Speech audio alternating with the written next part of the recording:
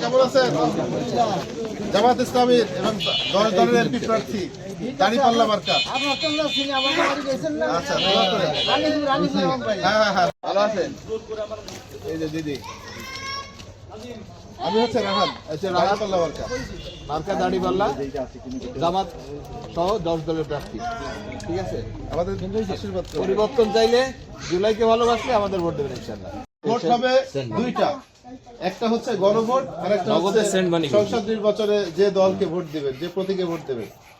গণভোটে আমরা আপনাদের কাছে হ্যাঁ ভোটের পক্ষে রায় চাই, হ্যাঁ পক্ষে ভোট দেবেন এবং আমাদের দাঁড়িপাল্লার প্রতীকে ভোট দেবেন। এই জন্য আপনারা হ্যাঁ ভোটে ভোট দিবেন ইনশাআল্লাহ। ঠিক আছে, দেশ পরিবর্তন হবে ইনশাআল্লাহ।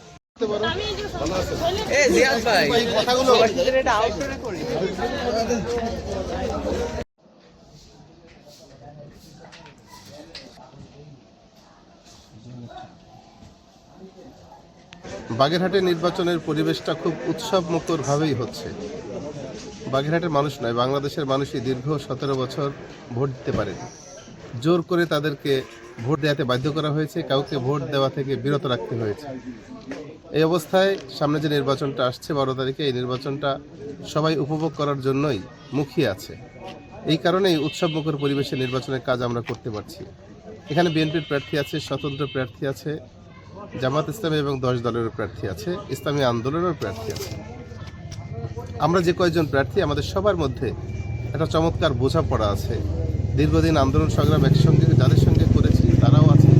সব মিলিয়ে আমাদের প্রার্থীদের মধ্যে একটা সুন্দর সম্পর্কের কারণে এখনো কোনো অপ্রীতিকর ঘটনা আমাদের চোখে পড়েনি। তবে বিচ্ছিন্ন কিছু ঘটনা আমাদের কানে আসে, যে কোনো মানুষ আমাদের কিছু কর্মীদের হুমকি দেওয়ার চেষ্টা করছে, তাদেরকে ভয়ভীতি দেখাচ্ছে।